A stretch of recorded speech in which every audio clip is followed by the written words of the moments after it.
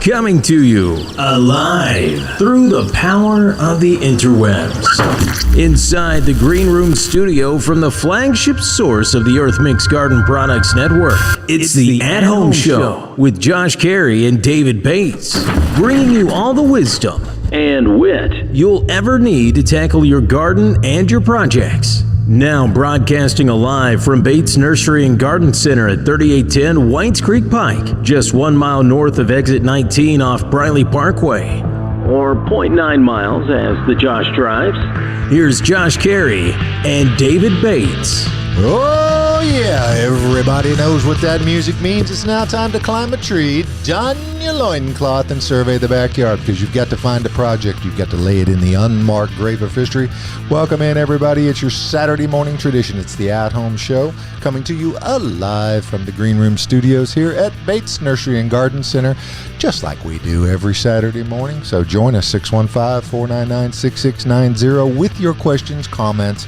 You can do so on the Facebook page, the At Home Show with Josh Cary and David Bates Facebook page, or any of the other feeds you might be following. Bates Nursery, Earth Mix. I mean, there's several of them out there. So all that having been said, I am Josh Cary. And I am David Bates. And he's coming to us from the lunar module simulator there at the home office there in Groom Lake, Nevada. Yeah, well, actually, Josh, this is a quantum entanglement problem with the transporter. And apparently... are we going to get into a paradox here? Well, I don't know. I'm almost there. Okay. But I'm not quite there. And if you look behind me, you guys in my reality are not there. So you're just slightly out of phase. It was so close this week. Yeah. I mean, it was so close, but we did not quite achieve full connection. But I'm there in this medium, and I have to say that the Green Room, as always, is looking great today. Thanks to Joy Bovin for her assistance and everyone else on getting that looking sharp today. Although my set looks a little different than yours. Maybe I've also. Yeah, I'm telling you, it's a time paradox, David Bates. I mean, I don't know. It's turn the fader down on system 27 there if you've got. Well, I'm afraid to tweak on it right now because I could get lost altogether, and that might be desirable for you guys. For me, it wouldn't work out all that. He'd be like Matthew McConaughey in Interstellar and knocking over plants in Morse code or something. Yeah, that's it. Uh-huh. You have to be looking over your shoulder there and talking to the shrubbery, Josh. Yes. Okay.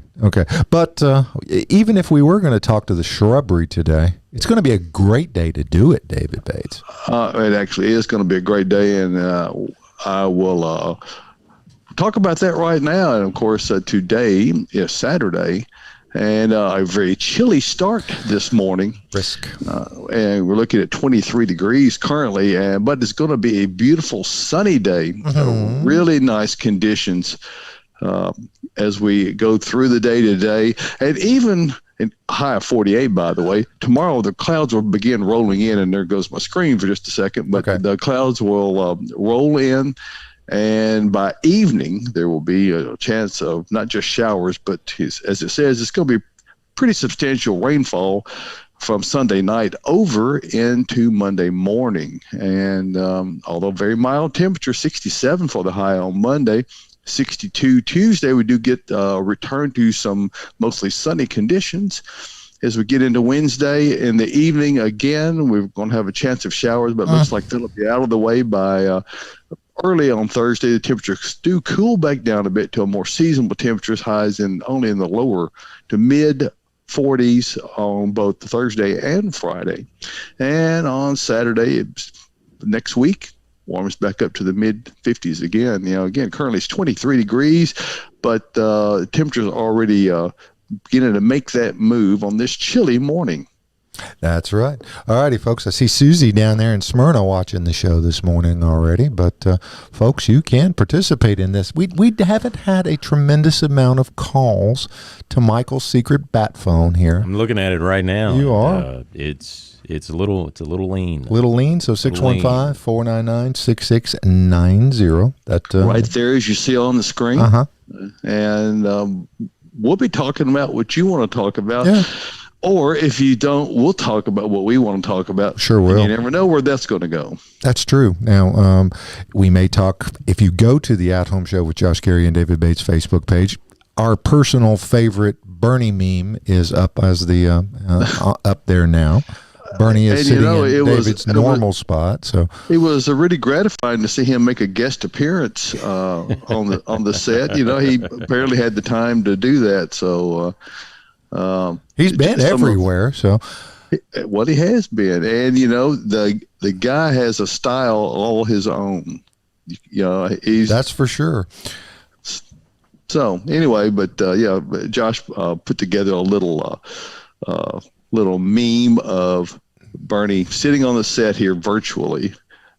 He's actually there apparently more realistically than I currently am. So anyway, where are your mittens? 6'1". Pardon me? You have your mittens on?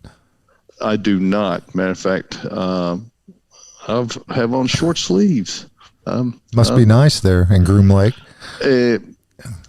Pretty pleasant this morning. A little warmer than the mid-20s that Nashville is currently experiencing. But all that said, it's going to be a nice day. Yesterday was, of course, a beautiful day in Music City, and there's a lot going on around the area.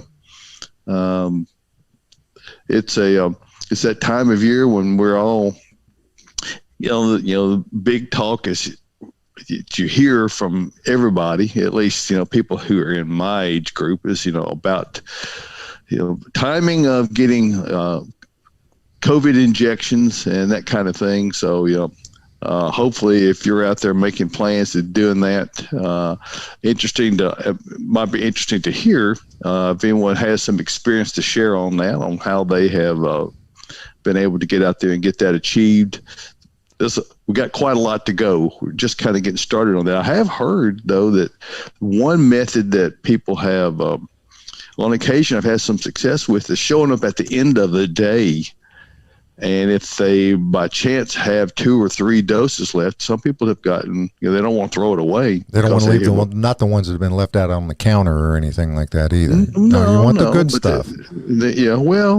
I think that they're handling it in such a way that it's all good. They've figured out how to get 6 doses out of a 5-dose bottle with a little adaptation. So hopefully we're going to have good success in getting everyone vaccinated in as timely a fashion as possible, and return to something that is at least a semblance of what we all perceived normal to be previously. We've never been normal, though, David.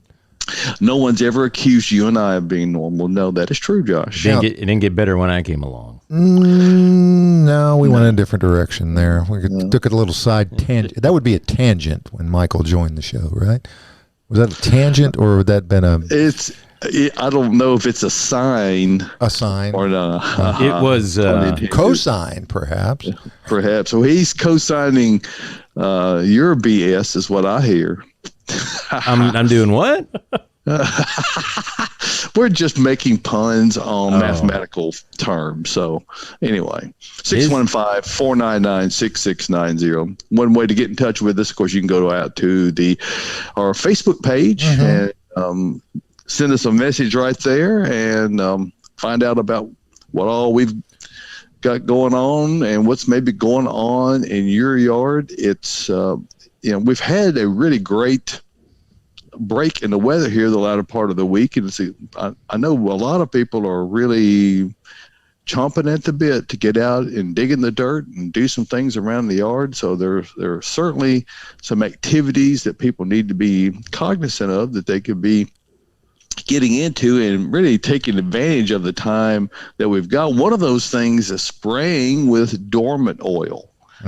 And for fruiting plants in particular, it's a extremely effective way to deal with a lot of pests such as scale and mealybugs. And what it does is it suffocates them. It's not a chemical means of control. It is an just actual a slow, agonizing death, right? Yeah, it is. It strangles them by cutting off their supply of air. So it works very well.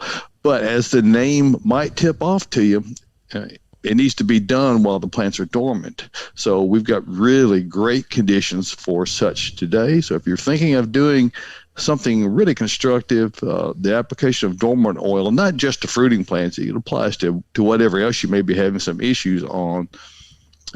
It's the most beneficial to your plants. It's the best control that has really the safest handling measures of any of the things that are listed for pesticide use. It really is just a paraffinic oil. It's a paraffin-based oil is what it is. But you got to use it while the weather conditions are in the right temperature range. Today at 48 is right in the sweet spot. So, and a relatively good forecast for precipitation as well. And it's also very inexpensive, David. So I mean, it's quite inexpensive, and unlike some pesticides, it doesn't kill on both ends. It only is effective. It doesn't get the whole bug. Well, no, it gets the bug. It doesn't. It's not harmful to the user. Oh, so that's the killing on both ends. You don't want to be handling and using things that are dangerous to yourself. Well, you don't want to do a shot of dormant oil either. I mean, that would probably not do you a whole lot of but good. if you did get some on your skin, it's like getting any other kind of a light oil on there. You just use soap and water to wash it off. Doesn't have a intensely negative effect. I would not bathe in it. There's no essential oil. This is not one of the essential oils that they put in the bathtub. Would dormant oil, if you bathed in it, would you go to sleep? Might make other things not work, though. I don't have any desire to find out. Anyway, it does work well for what it's intended, and that's the control of pests. And it also gives a little bit of disease prevention, just a little bit. So David, that helps as well. David, Yeah. is that a topical or a systemic? It is topical. Okay. Yep. It's quite a good topic, too. Yeah. One of the other things that folks need to be mindful of is that, Tyler's backyard was the setting. Austin Lohan did a great Bates Nursery Botanical Boot Camp, the BBBNC. BBBNC. I love all those BBC things, man. I mean, they're always the great. BNBBC, the Bates Nursery Botanical Boot Camp. That's English Channel 16, right? It's not Channel 4 too. And that was on this past Thursday. Oh, okay. And Austin Lohan demonstrated very adeptly pruning of some fruit trees outside in Tyler's backyard, his peach tree. What was the other? I'm trying to remember what other kind of fruit tree you had back there, Tyler. So I have an Alberta peach, and then a fruit cocktail tree that I actually got from Bates Nursery here about 2 or 3 years ago. It's stone fruit, has apricot, plum, nectarine, it does peach. not. It's all grafted on. No, it does not. Yes, it does. No. Well, let me explain just a minute how that's possible, where you can have these things that he mentioned, or that's a fruit cocktail that's all of the genus called Prunus. The Prunus genus. Peaches, cherries, and plums are all of the genus Prunus. And therefore can be grafted together. So what they do is they do bud grafts onto an understock, and then as these limbs grow out, they will produce those different fruits all on the same tree. Stop with your genetic engineering here. Yeah, this has been going on for a long, long time. This is not anything new about this. It's just that it's known that those things can coexist and will adapt. Because they're essentially first cousins to each other, so they're very Tennessee. Yes, and also in the demonstration video, Tyler has some citrus that Austin demonstrated on as well. So it's a good time to be thinking about doing pruning, particularly on fruiting plants, because you don't want to wait until after they start to flower. If you do it now, you can if they're, and as it demonstrates in the video that we've done in Tyler's backyard, his peach tree was in real need of being pruned. It had been let go for just about a year, maybe or so. a year or two. Yeah. So, it was time for it to be pruned, and chances are if you've planted one in the last couple of years and you haven't done any real pruning to it, it's a good idea. One of the things, particularly on peaches, is that, they're not we don't get a regular crop every year here in Middle Tennessee. However, every 3 to 4 years we get a bumper crop. And if you don't prune it properly, you're going to wind up having branches that are going to break off or really break under the weight of the peaches, particularly if you fail to thin those peaches properly. Now, these cherries that grow on this fruit cocktail, are they suitable to be used? I mean, they're not the maraschino ones. They're not the big bright red ones. Oh. They could be. You could turn these into the $14 a pint maraschino cherries that go into an old fashioned. I would say if you're going to have realistic expectations, that's probably not going to happen. You're almost certainly going to you're going to get whatever type of cherry that has been grafted on there. So it could be a North Star cherry, a dwarf type. It could be a black Tartarian. It could be a being black Tartarian. It is a black cherry. Those are really wonderfully sweet. Are they plaid in color? Nope, they're just a very dark red, almost black. Okay, like a blood red. They're very good. My preferred cherry. And if you had a bean cherry on there, which is a good chance because it's the pollinator that tends to pollinate most of the other cherries, that's a good one to have on there as well. So it gives you the opportunity to have multiple types of fruit on the same tree. Now, I'm not going to tell you, and Tyler, I'm not going to, you need to have a reasonable level of expectation with regard to what you're actually going to be able to harvest off of this. Let me tell you.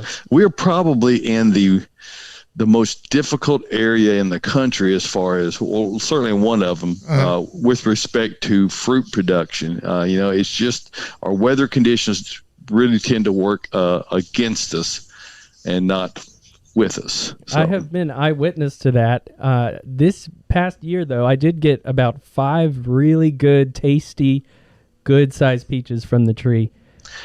And don't those taste especially wonderful? Last spring was great because I actually had a bumper crop of honeyberries. I mean, I had what? 7. You had like 5 or 6? 7, I think, is what the final total was.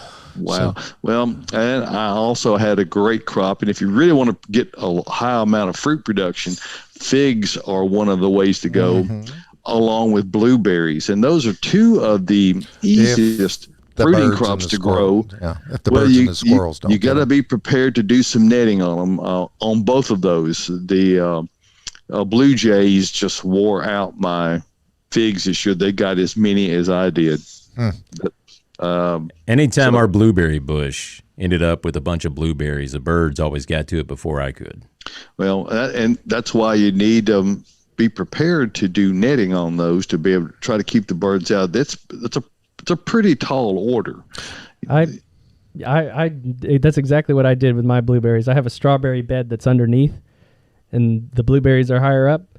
Then I stuck a little post in the ground and put insect netting across the top, backed by a metal mesh fence that's just been over the top of it.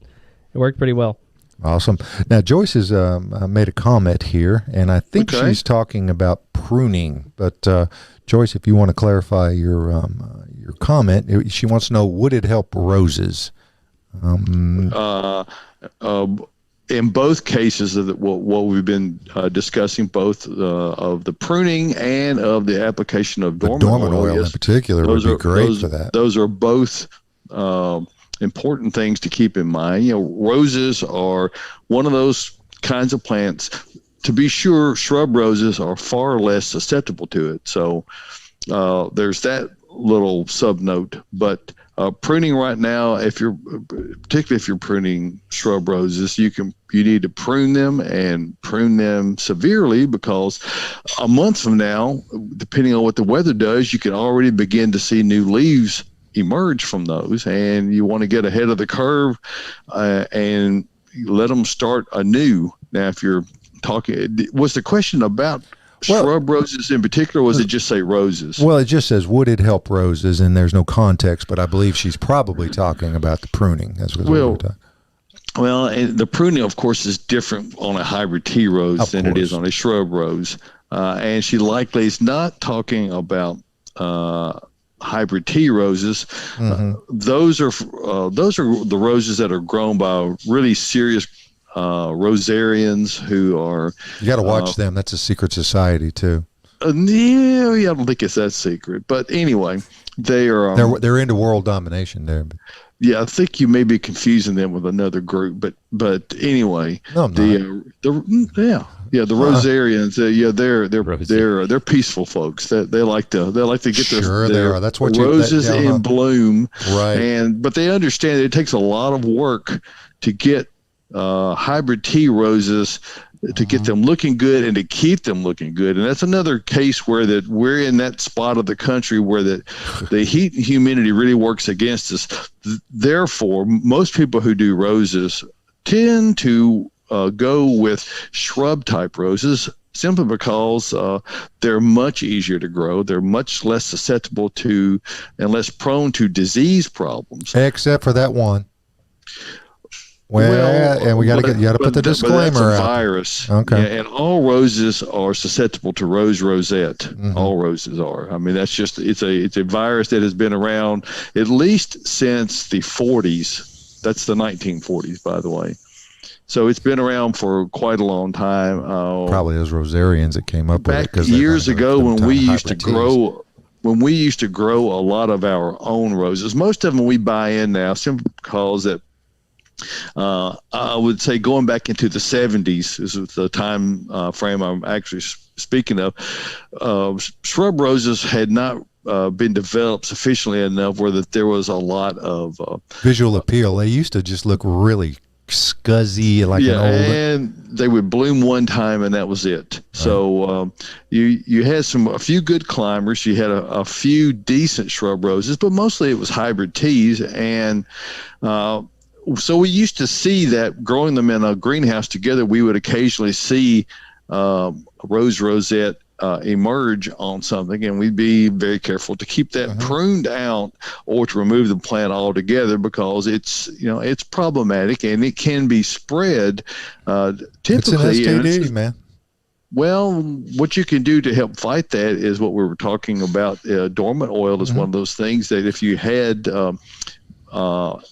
eggs from mites, and that's how they typically get spread from plant to plant. You get mites on there. So Joy says she has clarified her comment that she was asking about the dormant oil. So it's a great product for roses of any kind. And as you mentioned earlier, it's an economical product, and it's a very safe product to use. So you can get really excellent results out of it. But like every other chemical product that you might be using, read the directions. There's all kinds of hidden information on there, and if you'll take a few moments to stop and read the step-by-step directions, it gives you all the guidelines as far as how much time that you need to allow for it to somewhat dry. The oils don't really dry so much as they solidify. They get tacky enough so that a rain won't wash them off. Right. So anyway, today's a good time, and you've got all day today and really all day tomorrow. Rains are not forecast to enter the area before tomorrow evening early, so you got plenty of time to get out there and get that done today. Cut them back, spray them. You'll be good to go. All righty, 615-499-6690 is the number to join. That's correct. Do you want to jump in here? What? I mean, you put me on the spot, kind of. Okay. Well, what are you doing here? I mean, that's what this show's all about, is being on the spot, Michael. Come on. I am on the spot. I'm making everybody sound fantastic. Yes. Speaking hopefully my audio quality is better than couple of weeks. It's sounded like I was hollering down a concrete tube. I will say this, pretty soon, and you can help me with this. I need to figure out when to completely clean out our raised beds, and when is the predominant or the best time to really start something like broccoli, cabbages, stuff like that. 3:30. Well, it's coming up. If you were growing it from seed, you're really very close to the window where you would want to get that underway. So it's worth taking a minute to talk about, if you're buying those seeds, how to get the right conditions so that you can have a reasonable chance and expectation of not just germinating those seeds, but growing them early on, so that we've all seen tomato plants is the most common one you see, but little seedlings that when they sprout and they get very spindly and they lay over. And what that is a sign of are plants that had two conditions that were not within the bounds what they should have been. Number one, the temperatures have been too high and the light conditions have been too low. So the operative words and then the thought process when you're germinating cool season vegetables, and all vegetables for that matter, if you're germinating from seed, is that you want them to have very bright light conditions, but you want the temperatures to be relatively cool. If you can keep the temperatures down into the 40s or in the 50s, they're going to do much better. And what that does is that produces a seedling that's very short and stocky and has a very like thick stem on it. So that way it will be able to stand up and do well in the transplanting process. It gives you something that you can handle a whole lot easier. So what I'm hearing you say is, get a grow light, and if I put it in my downstairs, I didn't hear him say that. Let me finish. You always talking over everybody. Yeah, I am. You get on there, and I've lost my train of thought. My basically the downstairs part of our basement, where our you have like a basement kitchen upstairs. Yes.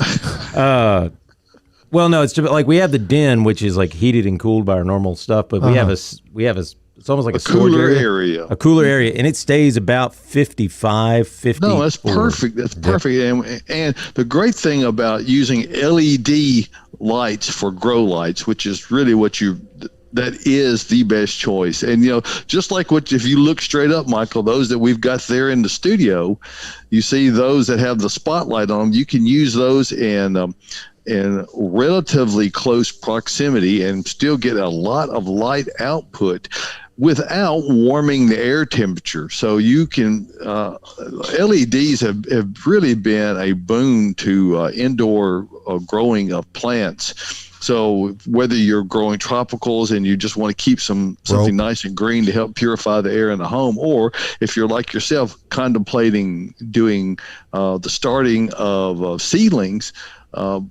LED lights help a lot. Now, this one important bit of information, you don't need any light at all to germinate seed. They just need moisture and sufficient temperature. So having it warmer during the germination phase is fine. A lot of people will simply put the seed out on a folded paper towel, fold it, and then open it up, and then moisten it, and then sprinkle the seed out on there, and then cover it back over, and then wet it again, and then put it on top of the refrigerator or on top of the in a tray on top of the water heater, somewhere where it stays warm. But you got to watch them carefully, because as soon as they start to germinate, they need to go to that cooler spot and become ready for the first transplanting. So I prefer to use that method and transplant them directly into a small growing container. Cells. And then transplant them again into either a larger container or directly into your garden area that you have at home. Now, Michael, there's one thing you mentioned broccoli. Broccoli plants take some space. I mean, I bought surprising, 3. Isn't it? It's surprisingly, they're gorgeous little plant. I mean, it's got pretty foliage on them, I thought, but the amount of space that they take for the amount of food that you get if you're working in a really small area, you might be better off doing something a little different. I mean, it was great broccoli. Can you grow broccoli in like a separate container if you get like a big container or something? Sure, you can. Because I've got a can. 4x8 raised garden bed. So I mean, I've got other things I want to put in there, so I don't want to like. Well, and that's what happened to me. As Josh is alluding to, it'll take up a lot more real estate than you initially expect. Now, if you can get them out there early, what can happen is you can have a chance to harvest and get most of it off. And by the time warm weather arrives and you're putting in warm season plants like tomatoes and peppers and those kinds of things, you'll be extracting those cool season plants out of there. So you'll gain the space back just simply due to the climatic conditions changing as we go through the springtime. But you're basically going to get one, depending upon how big your family is and how much you like broccoli. We got one meal's worth per plant, and we love broccoli. And I mean, it was so I mean, I think the spacing, as I remember, it was 18 inches, and I really probably should have put them closer to 24 inches apart.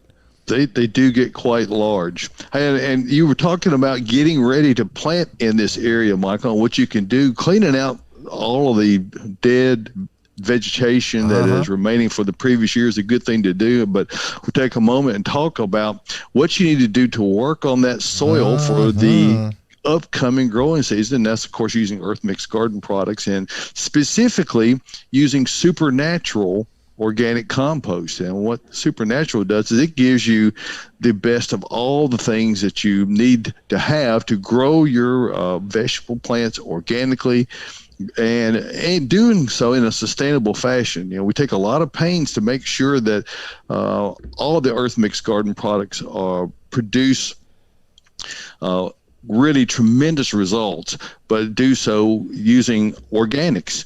And that's done by using a variety of highly fertile and productive inputs into the compost and allowing it to break down and giving it the time to get it not only just nutritive, but also to incorporate things like mycorrhizal fungi and humic acid.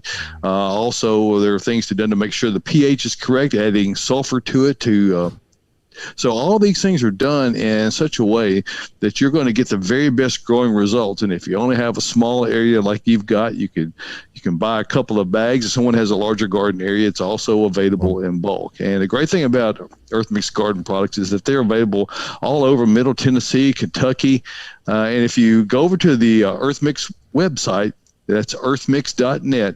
You can click on the Find Earth Mix tab, and what you'll see when you go there are that there are locations, as I said, all over Middle Tennessee, Kentucky, also up in Indiana, Ohio, and coming soon to other locations outside that area. So just remember this: if you want to get the best results in gardening, and you don't want to have to use chemicals to make that happen, choose Earth Mix Garden products. Success begins at the ground level when you use Earth Mix Garden products, and I appreciate you giving us a moment to talk about that. Well, speaking of Earth Mix, I'm sorry. I was going to say, so one thing I have noticed in our garden beds, obviously, and this does happen, obviously, the soil has settled a lot.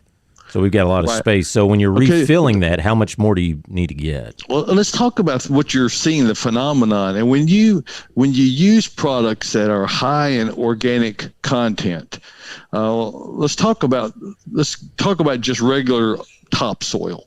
Topsoil, by definition, cannot have more than 9% organic matter. Generally speaking, it has maybe 2 to 3%. Now, what that means is that this organic material will break down. And that's what you're seeing as the decomposition of that organic material that is creating this space. So if you had it full last year and now all of a sudden it looks like it's down about 25%, that's what's happening. So by adding enough compost, you may want to additionally add some extra garden mix to the bed and rake out over it, taking either a shovel to turn that into the surface or a small tiller. With those little 2-cycle tillers are awesome, and I'm pretty sure, although I haven't seen them, they likely have battery-powered models, and the technology has come up with lithium batteries such that there's a whole array of really excellent battery-powered equipment that just don't make the noise or have the bad smell associated with them like the gasoline counterparts do. I just have to chime in. I mean, my entire assortment of garden tools, including my lawnmower, are electric. And it makes for a much quieter, more pleasant experience, does it not, Tyler? It does, and no mixing fuel ratios for my chainsaw or my weed eater. And the weed eater has the attachments. David, I chimed in because my Ryobi weed eater has an attachment for a tiller on it. Okay, well, let's get you fully chimed in here and get you on screen. But so you're we not, can. Again, that's a. He's a not very just some voice. Yeah. He's not some voice mystery voice. Disembodied voice. Hello. No, that's Tyler. But Tyler, yeah, it's a great point. But the thing is that those are tools that would probably be better served in a very small garden. You're not going to want to try to run a farm or a 40 by 80 yard plot. It's just not going to be real correct. A good rule of thumb. It's not likely. A good rule of thumb. I have 100-foot cord. Mm-hmm. If it goes beyond the reach of this 100-foot cord, and it's higher amperage, so it can really push out as far as I need to run my lawnmower, then it's too much. So you're corded and not cordless with batteries. I'm corded. That's a different situation. Yeah. Well, and particularly, of course, less lubricants as well. Oh yeah. As you alluded to, Tyler, one of the important things if you're using corded electric tools is making sure that you use a heavy enough cord, and you might need to use a 12 or even a 10 amp cord depending on the amp draw. Yeah. Obviously, among those things, the push mower is the highest amp use, and you kind of have to gauge everything by use of what the highest amp use is. So those are generally pretty easy formulas to figure out. Yeah, mine's 20-inch. I think it's 13 or 14 amps. That's a pretty good pull. Now, so you're probably that means that if you go out and buy the cheapest cord, absolute max. Yeah, I did not skimp on buying my cord. Okay. Yeah, if you go out and buy a cheap cord that's a 16 gauge, it simply cannot handle that load of amperage. So it's not simple. You went for like a 12 gauge at least that gives you the enough reservoir or enough reserve in there, because what what you run into is not just the risk of the wire itself catching on fire, but burning the motor up in the piece of equipment that you're using. So it's very important to make sure you get the right size wire. You did your homework, Tyler. I did. Now I will say, when we bought our push mower last year, we bought a gas model, and the reason why is we have a neighbor who uses an electric one, which I thought was awesome. It's quiet, didn't wake anybody up. They could only mow like half their yard, and then the battery'd be gone, and they have to charge it. Now, one of the things that is really important if you're going to go the battery operated route is to have multiple batteries. Lots of them. That is to say, if you've got a couple of chargers and say at least the battery you're using and 2 extra ones, that way they'll charge as fast as you can keep those 3. So you use one up, take it off, go to one charger, take the battery off, put the spent battery on there to recharge, use the next one, and then use it up, and then go to the other one. And then by the time that one goes down, your first one is recharged again. So, and you need another beer anyway. And it does. I mean, obviously, those they don't give those batteries away. But if you're looking to be able to do it and do it, quietly, and if you're like me, particularly if it's 2-cycle equipment, I just detest the smell of burnt oil. And I know it smells like my childhood. Yes. So it brings back happy memories. I don't know if I want clarification on that or not. Now, the one thing that I have heard about some of the battery powered or the electric models of the lawnmowers in particular is that you don't want to miss a mow. And no, you don't want to get behind the curve. You do not want to maybe start a little early in the day either, because they don't spin quite as fast as some of the others do. So you end up with a little bit more gunking up, as it were. Yeah. So if you're gonna cheat sunlight, do it on the back end of the day, not on the front end of the day. And also, it's really important to make sure, especially so on those electric tools, make sure that you keep the blade really sharp, and take the time to clean it out. Make sure that you clean it after every use. If you do that, you can get great results out of it, and it'll last you a long time. Yep. And also give you a more pleasant experience. You can be out there with earbuds on, listening to your favorite music or podcast like the At Home Show. Yes. And be able to hear it really well. And Michael, by the way, you have to turn up. How do people get our podcast? Well, you go to your favorite podcast provider. If you have an Android phone, it would be called Google Podcast. If you have an iPhone, just use the podcast app that's built in. If you like iHeartRadio, you can use that. You just search for the At Home Show with Josh, Cary, and David Bates, and it'll pop up. It'll be a nice picture of a shovel and our fine logo. Yeah. Just click subscribe, leave a 5-star review. Even if you don't like it, leave a 5-star review. And or else help us climb the charts. Well, and that having been said, folks, the rules are changing on the Facebook. You're going to need to probably see a lot of these changes because they kind of sneak up on us. Hit the follow button as well as the like button. And we also ask, while you're watching us, go ahead and share it out to your timeline. And even if you're watching us on YouTube, you can do the same. Share it out there and show it at church.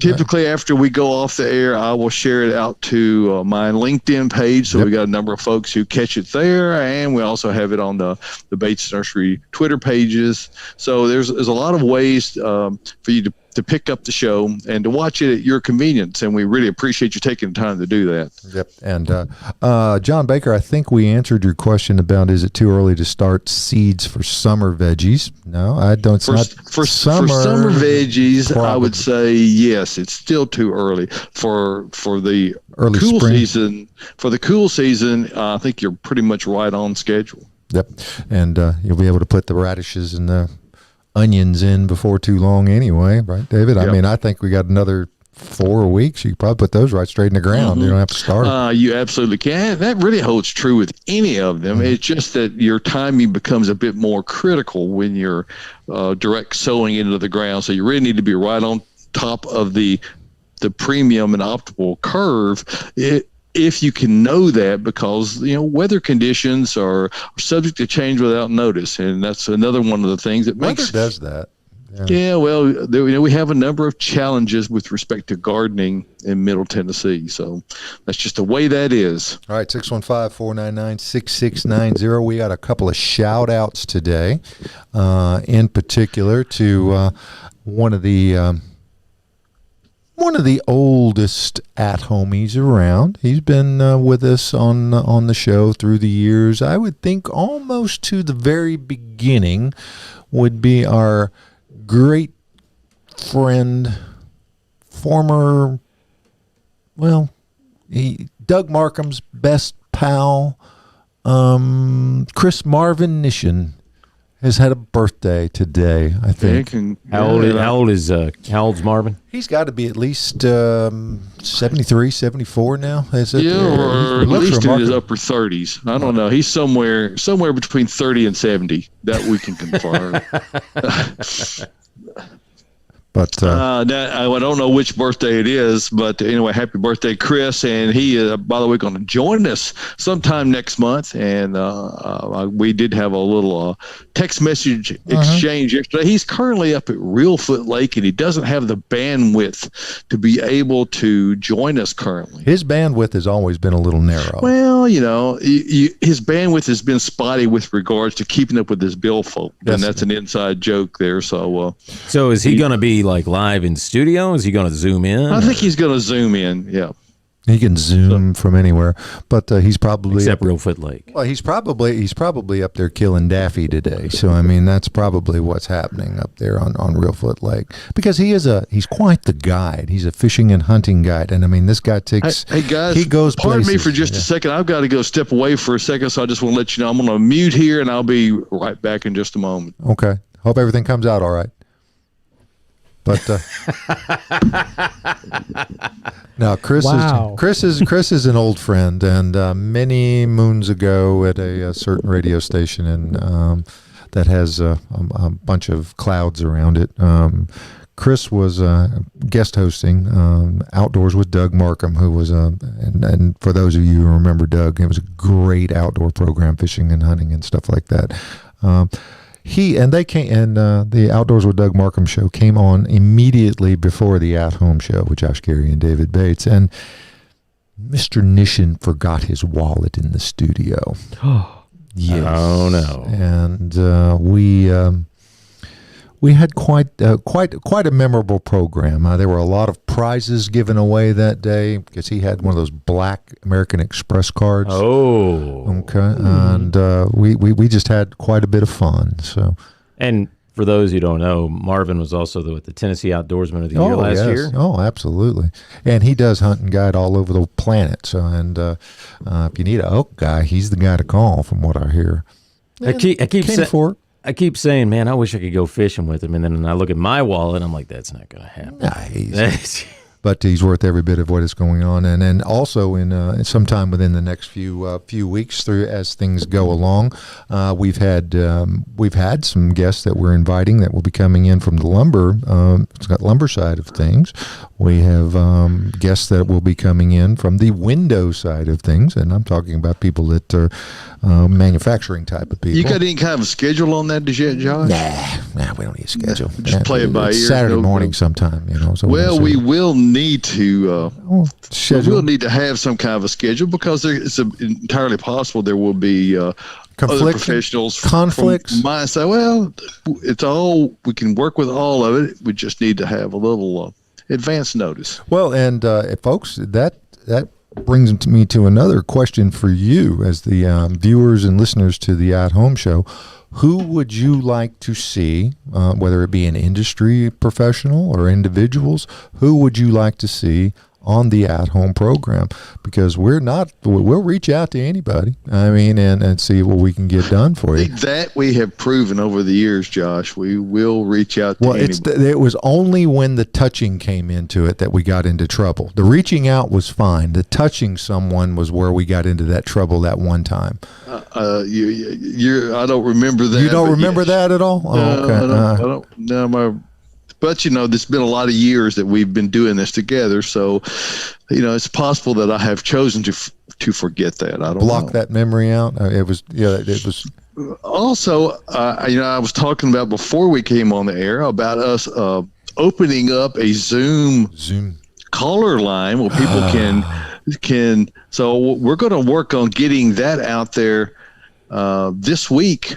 And I will be communicating that out through my newsletter that I put out every week over at basenursery.com. And if we could take just a minute, we'll talk about where we are broadcasting from, which of course is Bates Nursery, and we're grateful to have you folks in every Saturday morning. Here's one of the subtle little changes I've noticed to the website this week, which we've gone here. Here's the old design right here.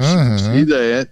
And now we've gone with the monochrome logo and change of the banner color. So that's that's a subtle little change. I like that. I like that a lot.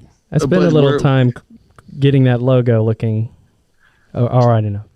So anyway, we're always working and changing things. Right now at Bates Nursery, we're replacing a roof section on our flat top greenhouse area, and we gratefully we appreciate the supply side from Crosland Builder Supply for the lumber that we had to use on that. But we didn't give it to him, by the way, folks.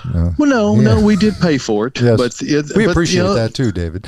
Yeah, well, thank you. But that project's coming along well. I don't know if you've had a chance to take a look at it this morning, And so they're hopefully within a week of having that completed, which is right on schedule, gives us plenty of time to get things ready for spring coming up at Bates Nursery and Garden Center, where that anything horticultural that you can think of, we probably carry it.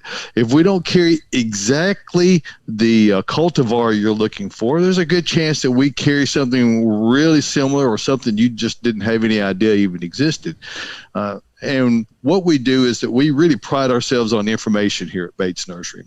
We've been, as you see right there, we've been beautifying Nashville since 1932. And when my grandmother started this business 89 years ago, she did so based on the relationships with people, and we really hold true to that value. And we really also work diligently at having information that can really prove to be very beneficial to folks. And none of us know it all, but I tell you what, between the group of individuals that I'm fortunate to have working with me at Bates Nursery and Garden Center, we can cover a wide swath of information, not just one-on-one, face-to-face, in person, or over the phone, or through our website.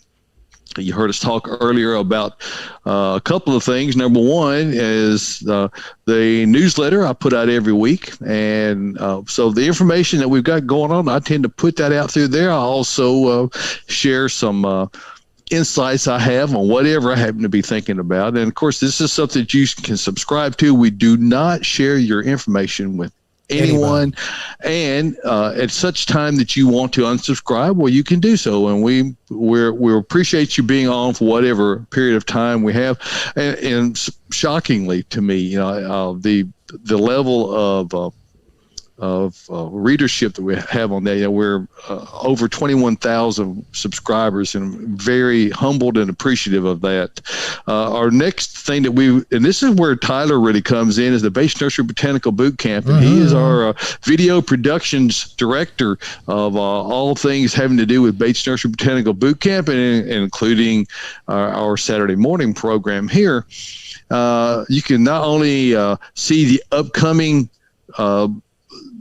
all the talks we have coming up, and they're on a calendar right here. So you just scroll down the page, and it tells you coming up on Tuesday is the Native Species 201 with Joy Bovin, and you don't want to miss that one. She is a wealth of information, just a tremendous insight, and she heads up all of our perennials, and she's a native species specialist. So check that out, as well as the entire calendar coming up for the months ahead. And you can see we've got all manner of different topics. And if you scroll all the way down to the bottom, you can see that you can go to previously recorded sessions right here, and you can cover topics, visit topics that we have covered previously. So check all that out, all that at basenursery.com. And of course, we have your complete list of everything we have on hand. It looks like we're out of business somewhat in the wintertime, but we're not.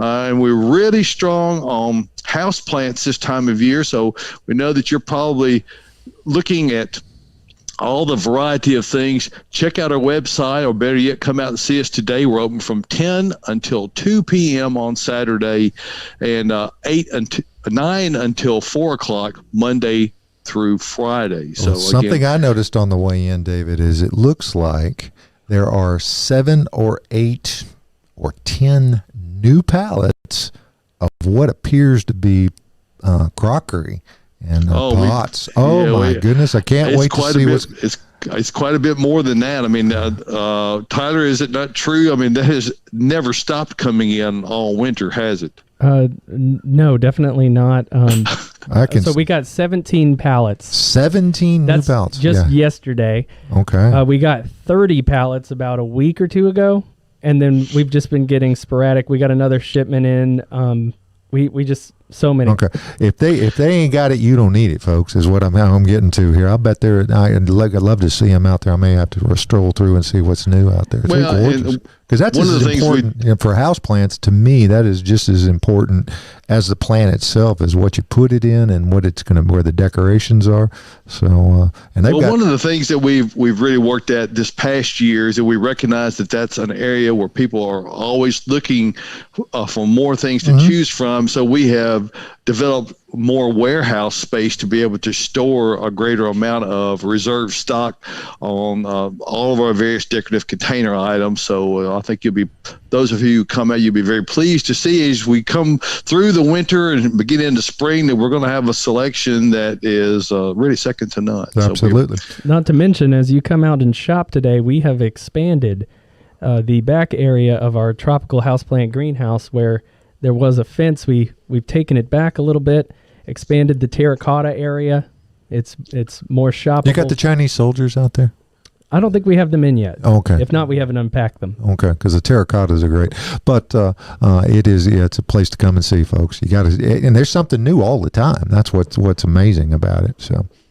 Yep, well, come on out and see us 10 to 2 today and 9 until 4 Monday through Friday. So we're a year-round nursery. That's all we do. So, and that's why we're here on Saturday mornings to kind of help communicate some of that information to you. And we really appreciate everybody tuning in every Saturday morning or whenever it is you do during the week. Yep. All righty, folks. A couple of things that we need to before we get done here. We also wanted to say goodbye and farewell and rest in peace to a true radio icon. And folks that are our age, David, remember when Mr. King was primarily on the radio, but yes. Larry King has passed away. And of course, we lost another great American legend and hero yesterday, Hank Aaron, Hammerin' Hank himself. Oh, what a tremendous individual he was. And absolutely.